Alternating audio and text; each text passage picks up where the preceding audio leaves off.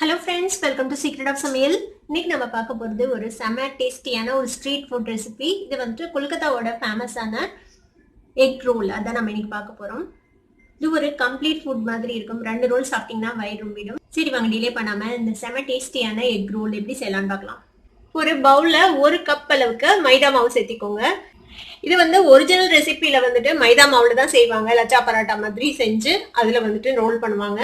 நான் இன்னைக்கு மைதா மாவு தான் யூஸ் பண்றேன். உங்களுக்கு மைதா மாவு வேணாம் அப்படின்னு நினைச்சீங்கன்னா நீங்க இதுக்கு பதிலாக கோதுமை மாவு யூஸ் பண்ணிக்கோங்க, ஒன்றும் பிரச்சனை இல்லை. இதுல ஒரு 1/2 டீஸ்பூன் சர்க்கரை பொடி போட்டுக்கலாம். உப்பு ஒரு 1/4 டீஸ்பூன் சேர்த்திக்கோங்க. இது கூட ஒரு 1 டீஸ்பூன் அளவுக்கு நெய் சேர்த்திக்கலாம். இப்போ நம்ம போட்ட இந்த உப்பு சர்க்கரை நெய் எல்லாத்தையும் நல்லா இந்த மாதிரி பெசரி விட்டுருங்க. இந்த மாவுல நல்லா மிக்ஸ் பண்ணியாச்சு.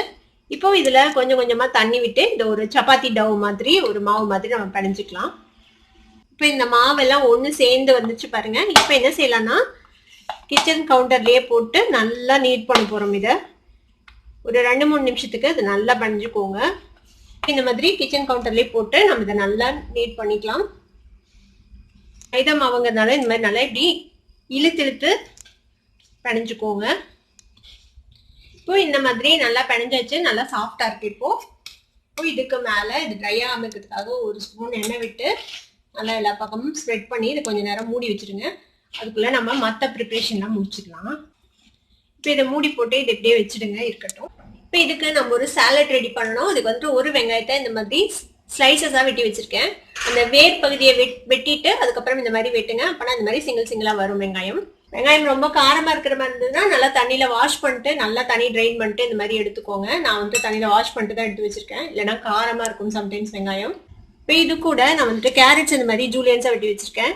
கேரட் சேர்த்திக்கலாம். இதுல நீங்க எந்த வெஜிடபிள் வேணாலும் சேர்த்திக்கலாம், உங்களுக்கு எது பிடிக்குமோ அதை சேர்த்திக்கலாம். நான் வந்து இன்னைக்கு கேரட் சேர்த்திருக்கேன். கொஞ்சமா கேப்சிகம் அதையும் இந்த மாதிரி ஜூலியன்ஸா வெட்டி வச்சுக்கோங்க. கொஞ்சமா குக்கும்பர் வெள்ளரிக்காய் அதையும் வெட்டி வச்சிருக்கேன். கேபேஜ் கூட நீங்க போடலாம், முட்டைக்கோஸ். கொஞ்சமா பீட்ரூட், இது வந்து ஜஸ்ட் ஒரு கலருக்காக வேண்டி போடுறேன், ஒரு அழகான பிங்க் கலர் கிடைக்கும் சாலடுக்கு, அதுக்காக. கொஞ்சமா பச்சை மிளகாய் விதையெல்லாம் நீக்கிட்டு இந்த மாதிரி பொடியை நறுக்கி வச்சுக்கோங்க. ஒரு பாதி பச்சை மிளகாய். இதுக்கு கொஞ்சமா உப்பு சேர்த்திக்கலாம். இப்போ எலுமிச்சம்பழ சாறு கொஞ்சம் புழிஞ்சு விட்டுலாம். ஒரு 1/2 எலுமிச்சம்பழத்தோட சாறு புழிஞ்சு விட்டுலாம். அதுல இது எல்லாத்தையும் நல்லா மிக்ஸ் பண்ணி விட்டுருங்க.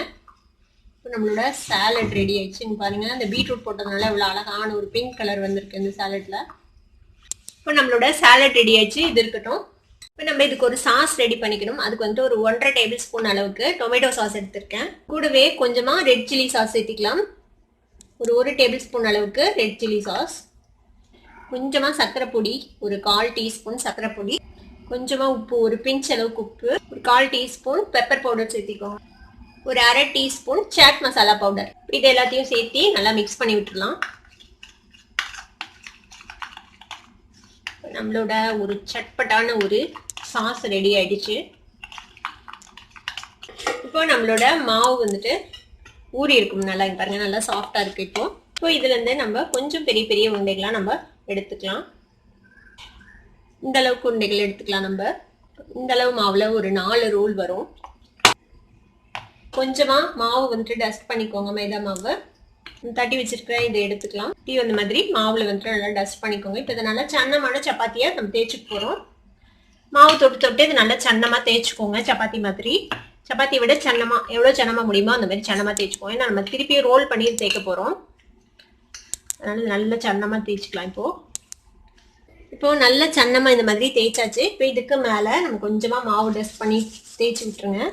தேய்ச்சி விட்டுட்டு இப்போ இந்த மாதிரி ஒரு இடத்துல இந்த மாதிரி கட் பண்ணிக்கோங்க. கட் பண்ணிட்டு இதை நம்ம இப்படியே ரோல் பண்ணிக்கலாம். இது இப்படியே சுற்றி ரோல் பண்ணிக்கோங்க. இந்த மாதிரி ரோல் பண்ணிக்கலாம். ரோல் பண்ணிட்டு இப்போ இந்த வந்துட்டு இந்த மாதிரி உள்ள டக்கின் பண்ணிடுங்க. இந்த மடிப்பு இருக்கிற பகுதியை இப்படி உள்ள டக் பண்ணிடலாம். டக் பண்ணி திருப்பியும் இந்த மாதிரி ஒரு ரவுண்ட் ஷேப்புக்கு வர மாதிரி நம்ம ரெடி பண்ணிக்கலாம். இது மாதிரியே எல்லா ரோலையும் நம்ம ரெடி பண்ணிக்க போறோம். இந்த மாதிரி நம்ம உருட்டியாச்சு, மடிச்சு அந்த மாதிரி டக் பண்ணி இந்த மாதிரி உருட்டியாச்சு. இப்போ திருப்பியும் இந்த உருண்டையை நம்ம இப்போ சப்பாத்தி மாதிரி கொஞ்சம் மொத்தமான ஒரு சப்பாத்தி மாதிரி நம்ம தேய்ச்சிக்க போறோம்.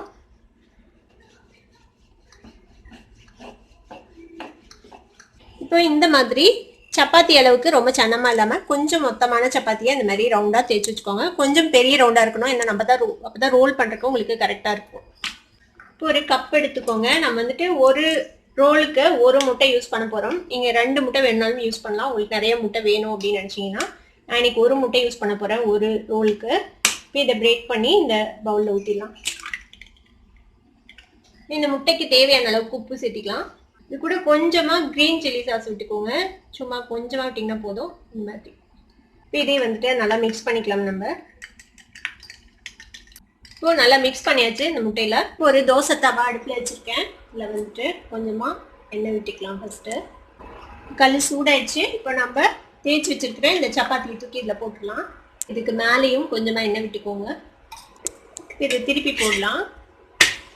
பாருங்க, லேசா அந்த ஸ்பாட்ஸ் வர ஆரம்பிச்சிருச்சு.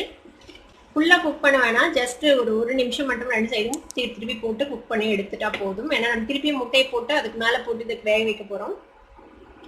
ஒரு சைடு மட்டும் ஓரளவுக்கு நல்லா குக் பண்ணிக்கோங்க. இன்னொரு சைடு நம்ம திருப்பியும் நம்ம வேக வைப்போம், அதனால அப்போ குக் ஆயிடும். பாருங்க, இந்த மாதிரி 2 சைடும் திருப்பி போட்டு வேக வச்சாச்சு. இப்போ இந்த சைடு ஓரளவுக்கு நல்லாவே வெந்துச்சு. இப்போ இதை எடுத்துடலாம். இந்த சப்பாத்தியை நம்ம முட்டையை ஊற்ற போறோம். இதுல திருப்பியும் ஒரு டீஸ்பூன் எண்ணெய் விட்டுக்கோங்க. நம்ம மிக்ஸ் பண்ணி வச்சிருக்கோம்ல இந்த முட்டை, அதை வந்துட்டு இதுல ஊற்றிடலாம். இந்த முட்டையை லேசா ஸ்ப்ரெட் பண்ணி விடுங்க அந்த சப்பாத்தியோட அளவுக்கு. இதுக்கு மேல நம்ம நல்லா குக் பண்ண சைடு கீழே இருக்கிற மாதிரி இந்த முட்டை மேல இப்படி பிளேஸ் பண்ணிடலாம். இப்போ இதை வந்துட்டு நல்லா இந்த முட்டை மேல நல்லா ஒட்டுற மாதிரி இப்படி ஒட்டி விட்டுருங்க. கொஞ்சம் ஃப்ளேம் லோல வச்சுக்கோங்க, அப்பதான் வந்துட்டு முட்டை வந்துட்டு நல்லா வேகும். இப்போ நம்ம டர்ன் பண்ணி போடலாம் அடுத்த சைடு. பாருங்க, முட்டை சூப்பரா வெந்துடுச்சு. இப்போ திருப்பி பார்க்கலாம். பாருங்க, நல்லா வெந்துடுச்சு நம்மளோட ரோல். இதை ஒரு பிளேட்ல எடுத்துடலாம். இப்போ நம்மளோட சப்பாத்தி ரெடி ஆச்சு. சப்பாத்தி ரெடி ஆயிடுச்சு. இப்போ இதுக்கு மேல நம்ம வந்துட்டு ரெடி பண்ணி வச்சுக்கோம்ல இந்த சாலட், அதை வந்துட்டு சென்டர்ல வச்சிடுங்க. எவ்வளவு வேணுமோ அந்த அளவுக்கு வச்சுக்கலாம். உங்களுக்கு நிறைய வெஜ்ஜிஸ் வேணும்னா நிறைய சாலட் வச்சுக்கோங்க. இதுக்கு மேல நம்ம ரெடி பண்ணி வச்சோம்ல இந்த சாஸை வந்துட்டு எவ்வளவு வேணுமோ அவ்வளவு வந்துட்டு நீங்க இதுல உள்ள வச்சுக்கலாம். இப்போ இதை வந்துட்டு நம்ம ரோல் பண்ணிட்டு போறோம்.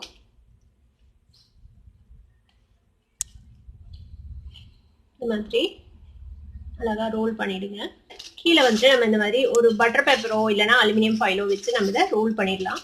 நான் இன்னைக்கு அலுமினியம் ஃபாயில் வச்சு ரோல் பண்ண போறேன்.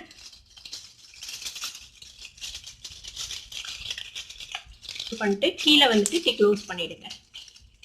நம்மளோட ஜூஸியான எக் ரோல் இப்போ ரெடி ஆயிடுச்சு. செம டேஸ்டியா இருக்கும் சாப்பிட்றதுக்கு. 2 சாப்பிட்டீங்கனாலே வயிறு ரொம்பிடும்.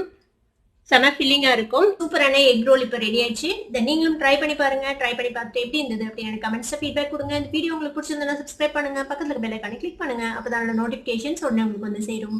லைக் பண்ணுங்க, ஷேர் பண்ணுங்க. தேங்க்யூ ஃபார் வாட்சிங் this video viewers. Bye bye.